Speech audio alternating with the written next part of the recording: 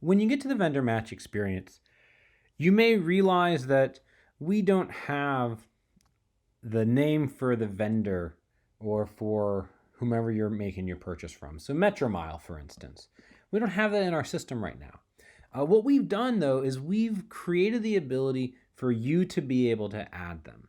And not only are you going to be able to add them for yourself, but you'll be able to add them and you'll be able to use them in the future. And so we add Metro Mile. It's an expense. This is for the car, but it is insurance. It's not gas. And so we have the ability of creating new subcategories. You can create new categories as well. In this case, we don't need to. But you have that full range of capability to do this independently.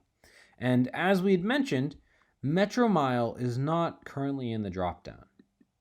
But once we hit match vendors,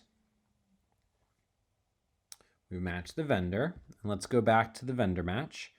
We'll actually see that Metromile has now been added to the list of vendors. Not only that, we have now taken the transaction and have identified what are key words and other distinguishing characteristics from that transaction information that could help us in the future detect that the transaction is from Metromile. And so in the future, we'd be able to be in a place where you wouldn't have to match this, where you wouldn't have to come in and add the vendor. We would already be able to serve that to you.